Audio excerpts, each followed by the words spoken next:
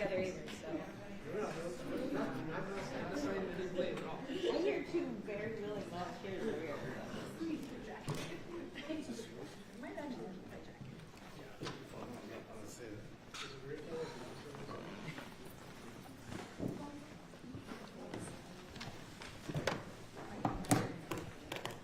Don't you look like this? I feel like I'm talking to you. No, you look like Christmas on the second night of Hanukkah.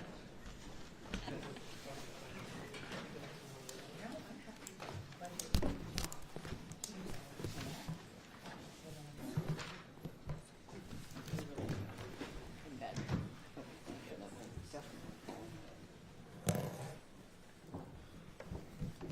Whose is this? I don't want to be possessive, but. Oh,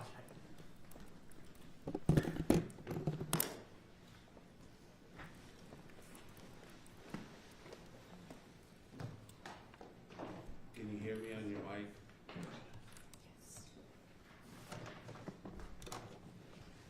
You're playing time rough. Nothing's happening right now. Come on over. It's right here. I'll tell you how it's happening. That's yours. That's yours. Spectrum. That's one, yeah. Yeah, can you hear me? I think so, sir. All right.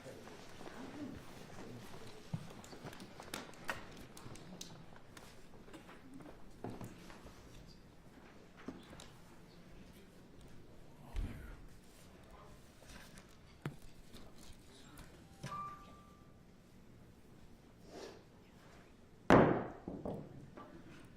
like to call this meeting to order. Can you join me in the Pledge of Allegiance? I pledge allegiance to the flag of the United States of America and to the republic for which it stands, one nation, under God, indivisible, with liberty and justice for all. Clerk will call the roll. Councilor Porter? Here. Councilor Grant? Here. Councilor Sykes? Here. Councilor Ali? Councilor Ali? Yes. Councilor Pelletier? Here. Councilor Patovich? Here. Councilor Bullitt? Here. Councilor Phillips? Here. Mayor Dion? Here. Chair would seek a motion and a second to suspend the rules to postpone to 5 p.m. Public comment on non-agenda items. Moved by Councilman So Goodrich. moved. Is there a second? Second. Second by Councilor. Second. All right. Councilor Ali, it appears you have a time delay in your communications from Ghana, so. I'll be Yeah, I patient. just want to make sure that you can hear me. So yeah, now I've established that. We can hear you. All right then. Please take the roll. 2/3 are required for passage. Councilor Porter? Yes. Councilor Grant? Yes. Councilor Sykes? Yes. Councilor Ali?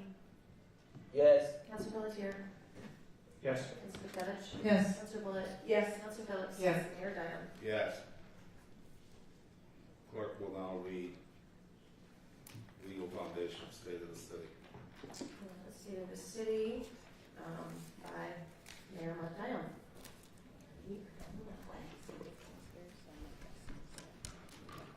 Good evening to everyone.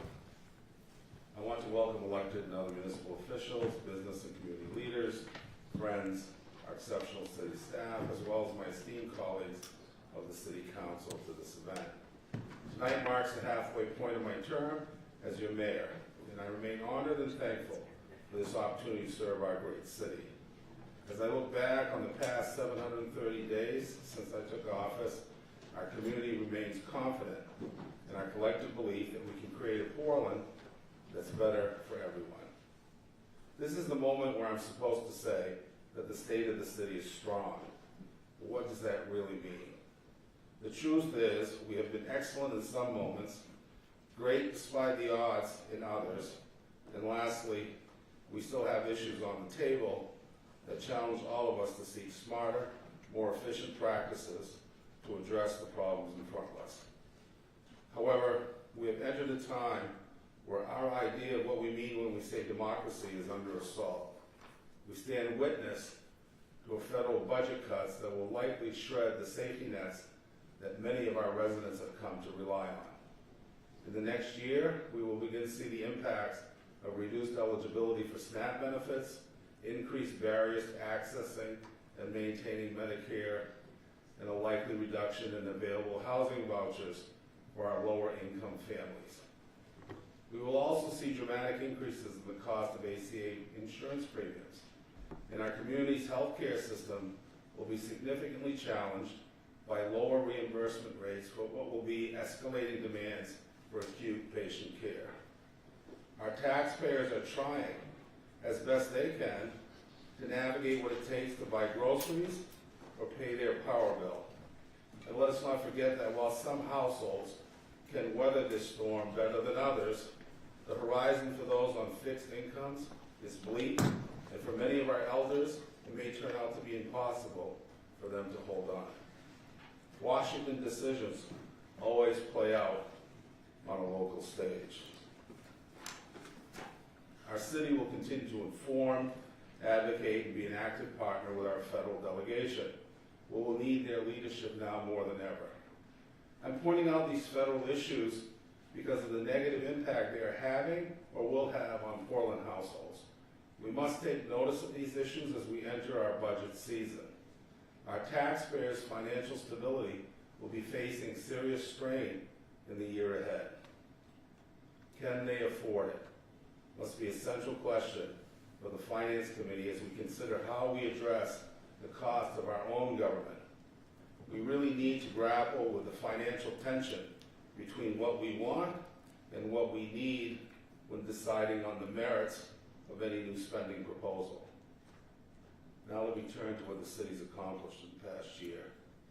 The council and concerned community partners came together with a mutual vision to make Portland a safer space for pedestrians, bicyclists, and motorists who understand their mutual responsibilities to be good stewards of the roads we all share.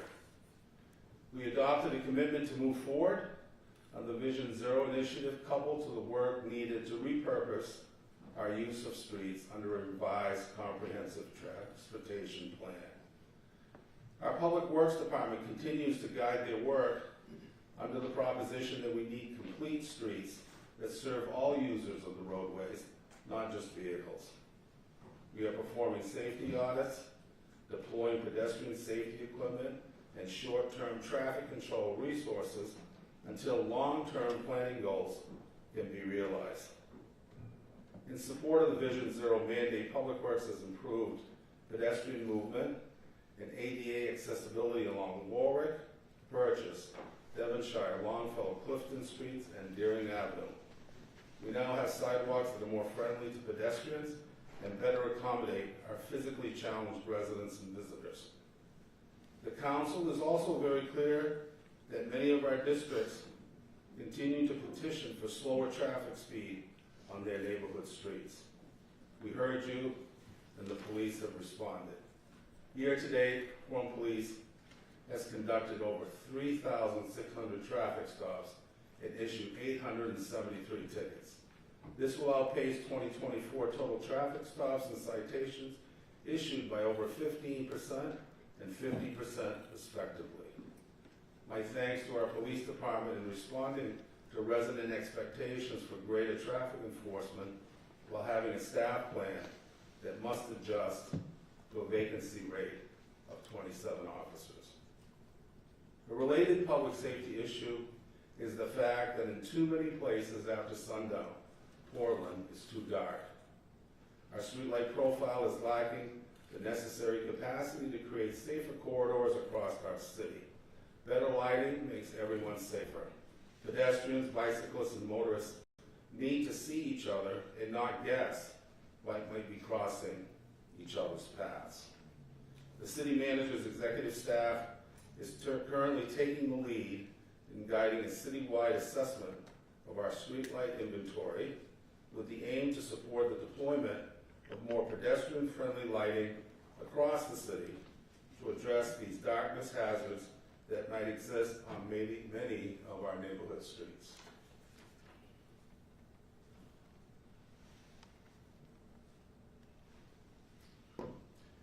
component to our public safety resource mix will be deployed in early 2026. We will be adding urban rangers to assist police officers in the patrol of our downtown. These employees will improve safety and security, enforce city ordinances, and help people who are in crisis. The urban rangers will be based out of a new community policing center at Congress and Elm Street. Our current park rangers have been diligent in managing and preserving the safety in our parks. Since January of this year, they have engaged and subsequently removed 752 camps from public land. They have accomplished their work without the need to arrest any of the individuals who were involved in those activities. I want to thank the Rangers for their work and personal efforts to ensure that appropriate services are directed to those in need, and that's better than to live in a tent. I also want to take this moment and give my thanks to Kerry Tyson and his team at Portland Downtown District for their initiation of the Ambassador Program. These PDD staff have focused on creating a safer and more welcoming Congress Street corridor, innovating litter, food waste, biohazards, vandalisms, and other issues that impact the quality of space along the streets of downtown. Their efforts this year are notable and appreciated. Let me turn to planning and urban development. That department approved more than 1,300 housing units in 2025, advancing the city's housing production goals and representing the highest annual approval total in over 15 years. That number represents the potential for new housing units that could be built, but potential is much different than actual build-outs. In that same 15-year period, 8,518 permits were issued, which resulted in the actual construction of 4,572 units. That presents a yield where 65% of the permits led to an actual living space coming online. The issue for this council and builders is how to address and shorten the lag time from potential to actual. We know that costs of money, material, labor, and land dictate if construction is feasible. Every project must pencil out. A new build initiative that just started construction in my neighborhood 3 years after the permits were issued. I would ask that the HEDC committee, in deciding work goals for 2026, consider assessing the relationship between permit approval and the initiation of actual construction to see if we can exercise any leverage to close this time gap. The council this year did authorize a social housing task force to study the nature of housing in Portland and determine what policy proposals need to be established to spur the rate of home production. One key question I put to the task force is to report out any possible reforms to our current inclusionary zone requirements. I recognize there are voices on either side of the question as to whether an IZ does promote affordable housing or not. That question needs to be answered. Can an IZ be modified with agreed upon options to better respond to specific characteristics of individual projects? Can an IZ expectation to produce a certain number of units be transferred among developers to achieve efficiencies or other preferred incomes that satisfy community interests? And finally, can we come to a shared understanding that the 25% set-aside standard is too high, and what evidence should be recognized in support of a reduction of the IZ percentage now governing project development? My hope is that the Social Housing Task Force, in concert with the HEDC, can jointly recommend key reforms to the existing IZ rule. Looking to 2026, our Housing and Economic Development Department, with council approval, committed financial assistance to 6 new housing development projects this year. They'll add almost 350 new housing units to the Portland market, 240 which will be affordable for houses households earning up to 60% of the area median income. 90 units will be affordable for those earning up to 100% of AMI. Despite regulatory and financial hurdles, we are making progress to grow our housing stock. We must also recognize that we are a city of tenants.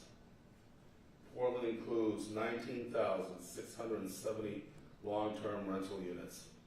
City staff and council has and will continue to work on improving lease data collection and enforcement practices to guarantee safety and rent stability for apartment residents.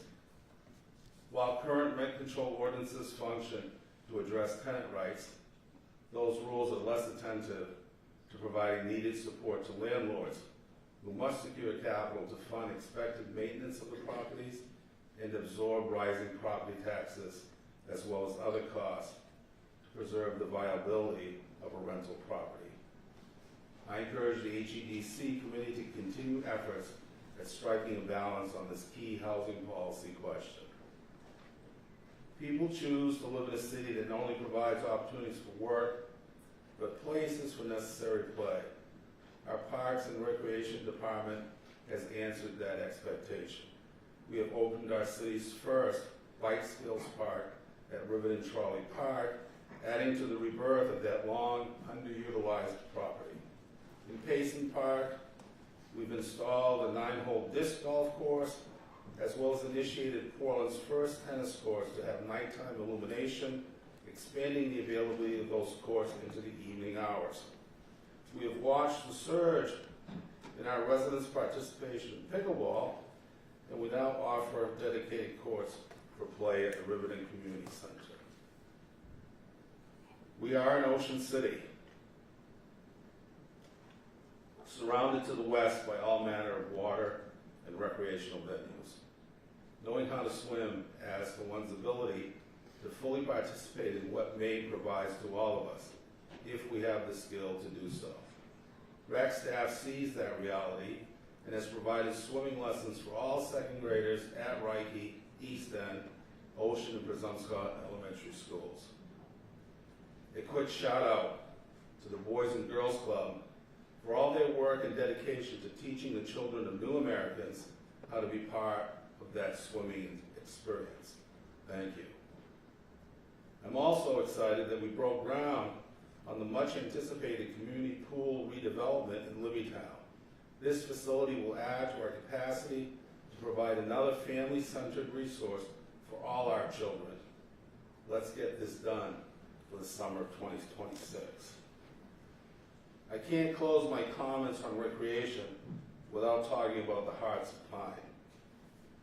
A few years ago, Gabe Hoffman Johnson came into my office to share his vision for soccer in Portland. His idea was big, but his belief in Portland was bigger. The Hearts of Pine have just completed their first season, and what a season it has been. Gabe, thanks for taking us all into that dream and seeing how the Hearts of Pine could electrify this city. Now some thoughts on climate change and environment.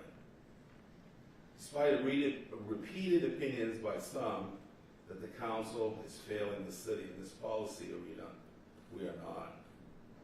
We've established a partnership with the Gulf of Maine Research Center to develop joint strategies on mitigating ocean warming and concurrent sea level rise, which has tangible negative consequence for our marine economy and the physical integrity of the commercial street corridor.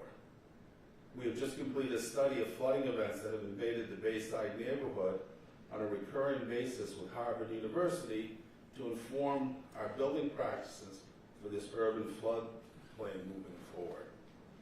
The Sustainability Committee is fully engaged in assessing the impact of potential contaminated water discharges connected to our cruise ship activity. We are partnered with EcoMaine to increase household recycling and effectively respond to the increasing volume of packaging material waste. We have completed the Back Coast South Storage Facility, a $40 million project designed to reduce combined sewage overflow into Portland Harbor during rain events. We will break ground in 2026 on a similar sewage separation initiative in the Ocean Avenue district. The council is concerned about climate change and the sustainability of our environment, and they are meeting that challenge. During this address, I've raised questions that the council may elect to answer in the year ahead.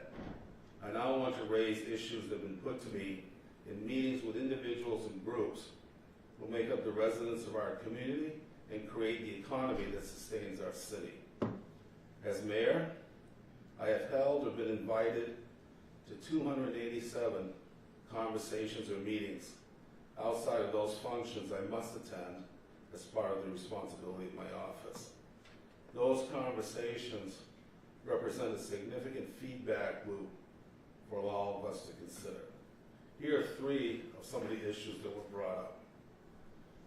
While our needle exchange program functions to prevent the transmission of bloodborne disease and reduce the public health harms arising from intravenous drug abuse, the 100 needle transaction ratio is something I can't sell and many of our constituents are not buying. Needle waste, open public use of drugs, and individuals caught up in the stupor of their abuse is what folks see. Many understand needles as continuing evidence of a system that enables that abuse and does not interrupt the cycle of disease.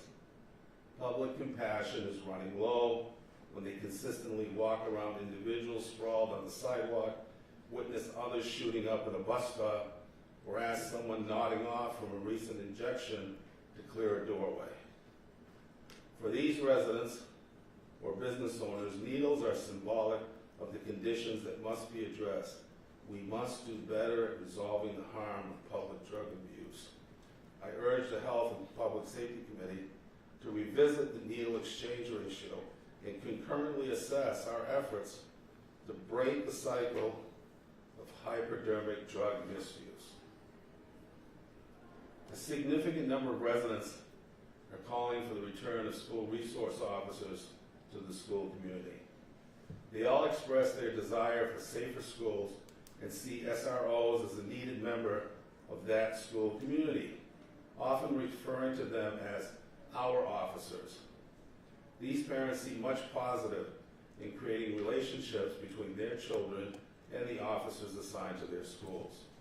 I hope that School Board Chair Lentz and I can see a common interest that lies behind this issue and work together to provide a path for having a new community conversation on student safety.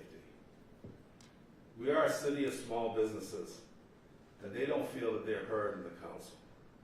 They confront issues involving parking, impact fees, license fees, and startup capital.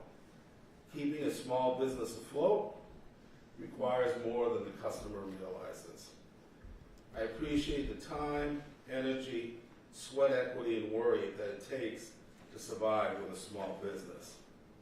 Therefore, in the coming year, I will convene 2 listening sessions with business owners so the council and I can hear how we can better serve existing small business or provide the right kind of help to those willing to take the risk of a startup venture in our city. The business of Portland should be focused on sustaining a viable and job-producing business environment. Let me close by thanking City Manager West, our dedicated city employees for their efforts and commitment to the residents of Portland, and that duty for public service is the foundation of a great city. Finally, I must also extend my sincere appreciation for Representative Michael Brennan and Senators Jill Duson and Rachel Talbot Ross for their efforts on our behalf in the halls of the legislature. Your collective leadership on the challenge of general assistance funding did not go unnoticed. Good night. May God bless Portland.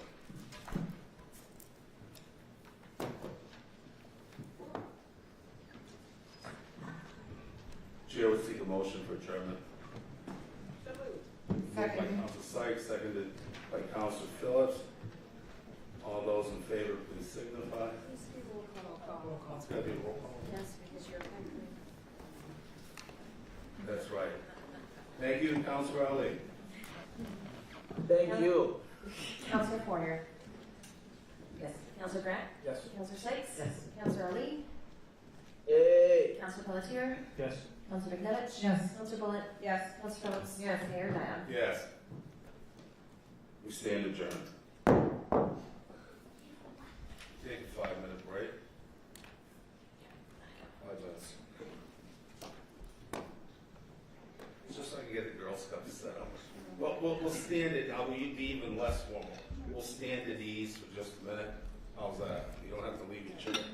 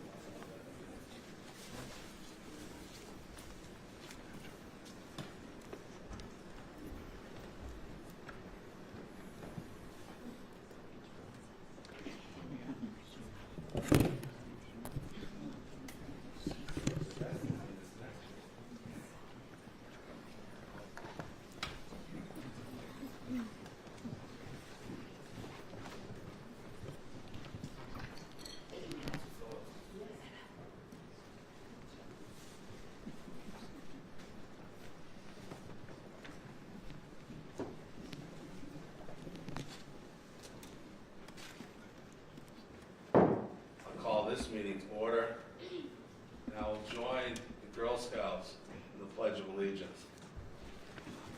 Go ahead, we'll follow you. Start. It's over here. Turn around.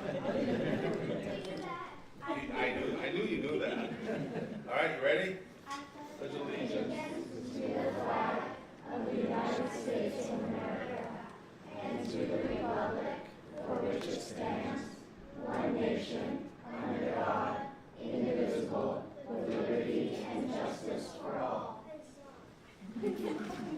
Will you join me?